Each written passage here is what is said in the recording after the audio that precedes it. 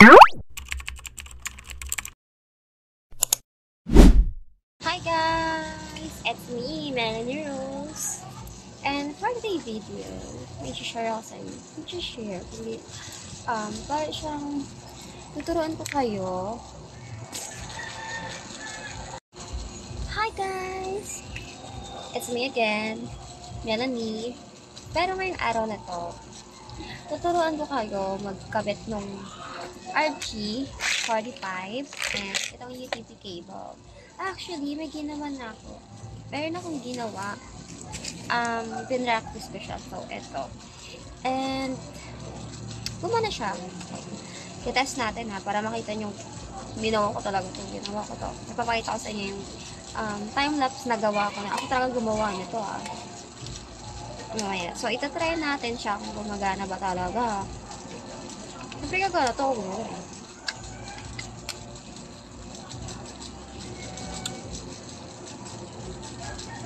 So, kita nyo naman, diba? Gumana yung aking experiment. So, ngayon naman, gagawa din ako ulit ng panibago. Tapos, ipapakita ko sa inyo kung paano siya gagawin. Actually, yung kanina, nung ako yung kumuha rin, nahirapan ako. Kasi nga, yung mga wires niya, sinabi ko kasi silang pinutol, kaya ganun. Diba, ngayon, i-demo ko sa inyo kung paano siya gagawin. So, now, ito yung UTP cable na cut 6. Cut 6, 5, 6, 7, 5, 6, 8. Yan. So, hindi nyo siya makikita, guys. Pero, yan yan. Cut 6. And then, ito naman aking UTP. Ano siya? RG45. Yan. Baka di nyo nakita yan. Yan. May RG45. Tapos, ito naman yung aking nalimutan ko tawag nito. Pero, ito yung parang guys, yung wait, research ko. Okay, naalala ko. So, yung creeping tools ko. Ito yung creeping tools ko. And this one is yung parang creeping, parang cut siya nung UTP cable. So, yun. Ito lang naman yung gagamitin ko. And ito ang aking LAN tester. Pinay ko pa to. So, ngayon, sisimulan na natin yung paggawa. So, ngayon, since ipagbili ko kasi ng UTPs, meron na siyang ganito, diba? Ikakat na lang natin siya. Para tayo mismo yung gagawa. So, now, unahin natin, isikakat natin siya nitong,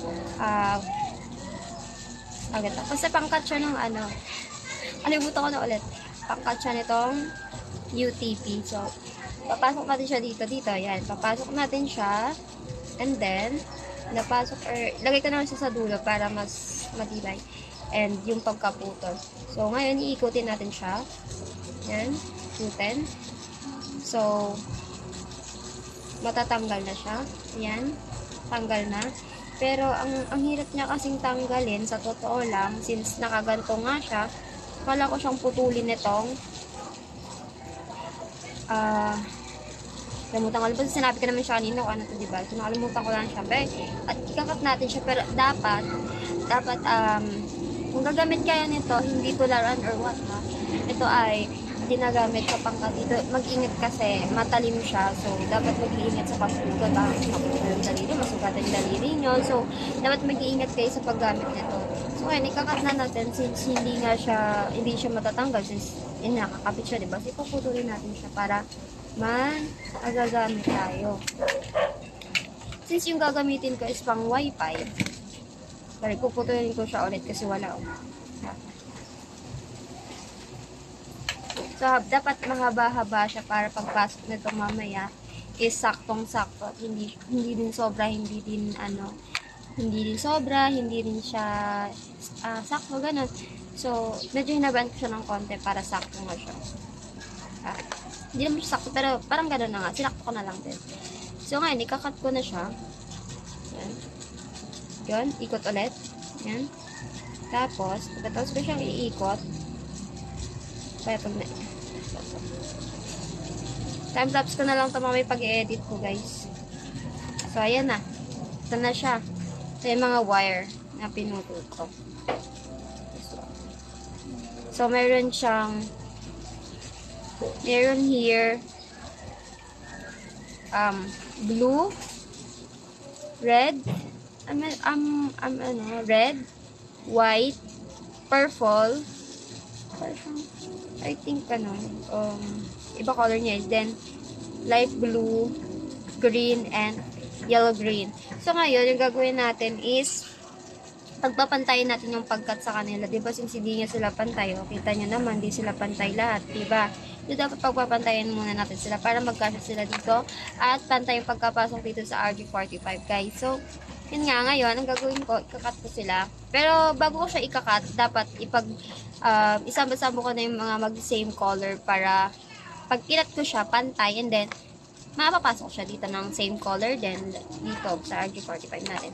So, ngayon, ating tignan ay, unang color is white, ating white, this one, and red, yeah, red, next, okay, yellow, green, and blue, yellow, green, so ikot natin kasi, mahirap, yellow, green, blue, kasi blue na blue, and, okay, yellow, green, and green. Ay, tama. Saan ang yellow, green? Ano ba ito?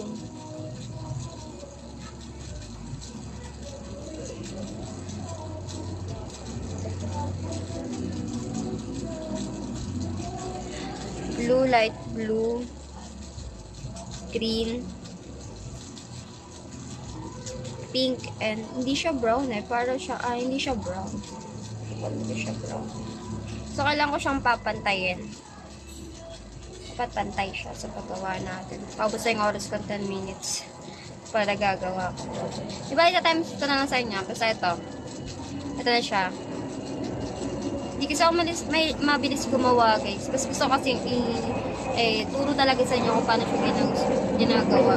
Since sa TikTok kasi ako gumagawa ng video. Kasi camera ko kasi. Cutie-cutie kasi siya. So, di ba na lang, ganyan. Tapos, ikakat ko siya para magpantay yung wire. So, this one is the wire. Hindi talaga siya pantay. Kita nyo naman, di ba? So, ipapantayin natin yan. Kasi yung pantay na pag-mobile ko sa kanan. Ay, yun na lang. Seryoso na lang na. So, yun na nga. Ipapantayin natin. O, so, hinit ko na siya. Okay siya, di ba? Kita nyo. Pantay na pantay. Walang kulang. Di ba, pantay na siya, right? Ngayon, napasok natin siya. Ang dapat na magagamit yung pagpasok sa kanya, ito. Yan, ito. Hindi ito hindi ito. Yung may bukol-bukol sa likod, hindi yan. Dapat itong plain sa harap. Kaya papasok na natin siya para sukat na natin. So, dapat mahigpit yung pagkagawa ng ganito at hindi siya para mapasok natin yung dapat nakawit niya. Bakit kasi hindi tinanggal yung tali? Mahirap tuloy. So, bali, ang binili ko kasi sa akin, yung ko kasi, di ba hindi siya nagpantay? Hindi siya napasok sa loob. Kaya dapat kasi, sumakto siya sa loob ng pagpasok para pag nag-cut yung, mamaya, yung wire, basta yung pang natin dito, yung pang sikip niya is dapat sakto at basta yun guys, dapat sakto yung RG45 nito sa loob para hindi siya pangit pagka mamaya pag lock. Dapat kasi lalak pa natin to para hindi siya magalaw-galaw, ganun. Pero kasi yung akin is nasobran yung pagputol niya at hindi na siya umabot sa taas. Kailangan kasi talagang umabot siya sa taas para pag nilalak na natin siya mag-click, ganun. Pero hindi, bali na lang. Gagawin natin siya ng paraan. So, gagawin ko na siya ng paraan kung paano ko siya. Anyway, puputulan ko na lang siya para magkasya sa loob. At hindi ako mahihirapan mamaya. Bali na lang. Ipapantay na lang naman natin ulit siya. So, pabusa yung time ko. Ayan yun na. So, continuation lang to guys. Pinaputol na kasi yung video kanina. So, continuation lang to ng video ko. Kasi nga, 10 minutes na yun eh. Grabe naman yung gawa ko, mag-abot na ng 20 minutes. Kasi edit ko pa to. Wala pa akong intro. Ganun. Diba, layaman na. Gagawin natin ng para may intro. So, ito na siya. Kinat ko ulit kasi hindi nga siya pantay. So, pantay na naman ulit. Pero ang gawa ko kanya, mabot lang ako ng 30 minutes ata. Sa pagkakatanda ko, 30 minutes siya. Ay, hindi. Baka 1 hour din yun mahigit. Since medyo mahirap-hirap din siya. Kasi, yun nga, try hard ang akla nyo. So, blue. Red, yellow, green, blue, light blue. Light blue. Next ng, blue is light blue and green. Yung auntie nyo, ang hirap ng buhay niya. Tulungan nyo naman. Kaya to. Anyway, ginawa ko to kasi it's our project. Ano siya? Pero parang habol man yun. Bali ko na. Napantay na siya. Ngayon, it's time to pasok-pasok na ulit. Pero babawasan natin siya para for sure natin na kakasya talaga yung RG45 natin sa loob. Labis ko lang. So, it's start na papasok ulit natin. Dalawa itong gagawin ko, guys. Hindi siya isa. Ba't ganun? Hindi na naman siya hindi na naman siya pumasok.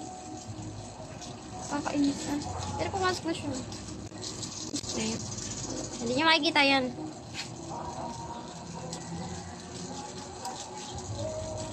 Pero nakita niyo kasi sa loob. Makikita niyo nakalock na siya. Kailangan kasi nakalock. Hindi kasi siya pwedeng hindi siya mag-click or hindi siya dapat mag-ano. So, para mas, actually, lang to, pinuklok lang ko lang siya para medyo hindi siya mag-ano sa loob. Yung parang sumikip. Sumikip. Bale. Ito lang yun. Para lang maganda yung outcome niya. Kasi nga, diba, ating iwa-wire. So, ayun. Yan kasi maganda yung outcome niya sa loob. Kasi pag pinasok na natin to, yan, pinasok na siya dito. Maganda, mag-click. So, itatry na natin siya, ipapasok na natin siya dito. Since, tapos na nga siya sa, ayan, napasok. Saan siya, hindi ko siya napakita sa inyo. Medyo nahirapan lang. Pero ito, ako na siyang, ayun, narinig nyo naman, di ba? Tumunog na siya. Tick, ganun. So, ayan. Tapos ka na. Tapos ka na yung kabila. Charan. Baka sabihin nyo, hindi ako gumawa niyan. Kita nyo naman ang kaganda. Hindi ako gumawa niyan. So, ayan, tapos na siya. Tapos na siya. So, ayan, yung kabila naman, ang ating ikakat. Tapos na nga yung kabila. Ito naman tayo sa kabila. So, ikakat na natin siya. Gamit itong ating, di ba, ilagay ko na lang siya mamaya dito sa baba. Kung anong tawag sa cutter na to na pang ano. Nakalimutan ko kasi. And, basta ito yung pamputol dito sa UTP. Hindi siya pamputol talaga ng ano ha. I mean, pamputol siya sa parang balat niya.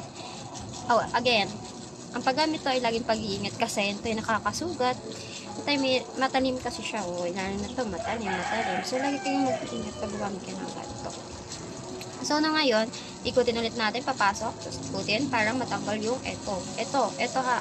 Kasi nga, hindi ko siya pwedeng maano na kasi mas gamit ko na nagamit na siya. Actually, ko rin ito gumana naman.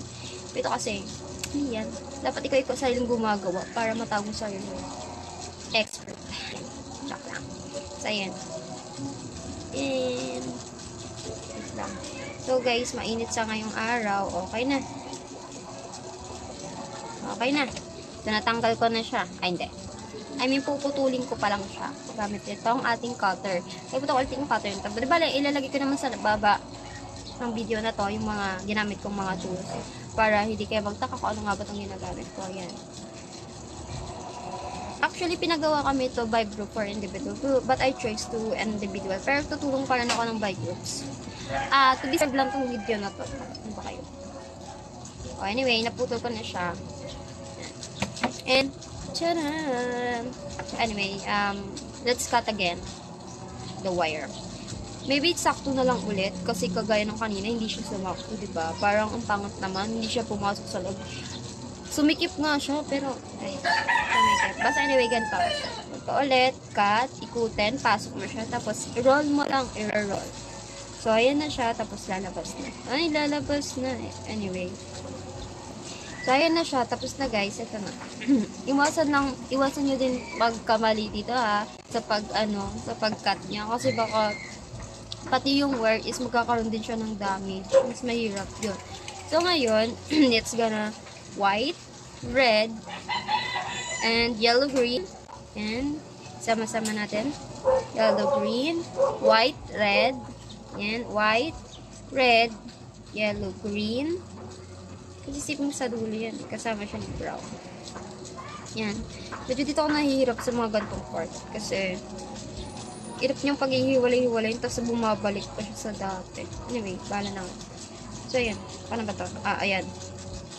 Umiikot-ikot kasi siya. Lapit naman na maubos yung oras ko. I have 4 minutes na lang. White, red, yellow, green, blue, hindi, yellow, green. Bakit green? Red. Red. White, red, yellow, green. Tansya na ha. Basta papakita ko naman sa inyo mamaya yung pagkasabay-sabay ng color niya. And then, blue.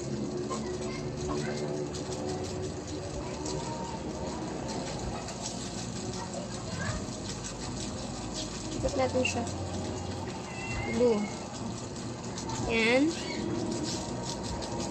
Tapos kay blue is si light blue. For the last is si green. Yan kasi yung, ayan. And then si pink and actually hindi siya brown na pero bale, brown na lang para sa akin. Para siyang purple. Anyway, ayan na pinagsama-sama natin yung color na which is white, red, yellow, green, blue, light blue, green, and pink, and brown. Nakita nyo naman yung color na combination niya. So, atin na siyang ikakat. Since nakita nyo naman, it's not a pantay. So, hindi nga siya pantay, guys. Pero iwasan nyo talagang makat nyo pati yung pangat na kasi. Kasi, kakat na din siya ng pantay. Ayan, pantay na ulit. Pantay na yan, ha? Pantay na. So, anyway, pantay na nga siya. Nakakat ko lang ng isa pa para mas to be sure na maayos. Ipapakita ko naman yung video na ginawa ko siya ng kanina, yung parang try lang. Yan. Tapos, ipapasok ko na siya. Gagawin ko na isa kong RD45. Yan, laging itong parang makinis. Wag pong laging ito ha. Kasi laging harap. So, let's gonna, na siya. Lagay dito. So, sinaksak ko na siya. Medyo hindi nyo nakita kung paano ko siya saksak. Pero sinaksak ko na siya. And then, atin na siyang sisikip pan. Yung sisikip pan. So, yan. Papasok natin ulit dito. Yan. Papasok. Tapos, atin ang hihigpitan. Oh. Tumunog na. So, okay na siya. Ibig sabihin, pag tumunog na, okay na. So, ngayon, since, yan. Tapos na silang dalawa. Yan. Tapos na. Atin nang itatry pareho dito sa ating land tester kung gumagana pa sila. So, isasasama na siya dito. Yan. And, yun sa kabila. So, ayan na. Ngayon, itatry natin siya. Kapag nag-8 siya, ibig sabihin goods yan. Gawa natin. Oh, so, nakita niya naman, goods yung gawa ko. And, umabot siya ng 8. So, tama yung aking gawa. One try lang yun. So, guys, ayun lang po. Hanggang dito lang po yung video ko. And maraming salamat. Sana may natutunan kayo sa video ko. That's all. Thank you, guys.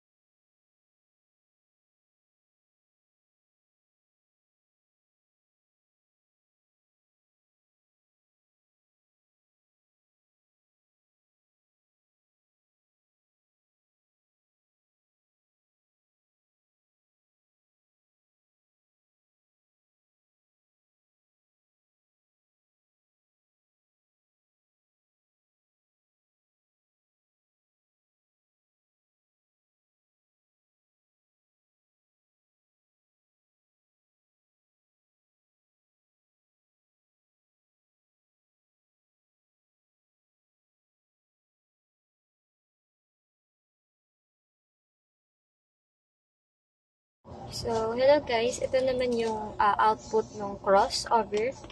So, ito na siya itatry sa ating tester. Saksak ko na siya both. So, atin na siyang itatry.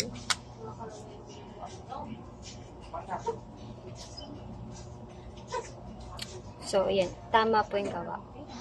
It's good. All goods.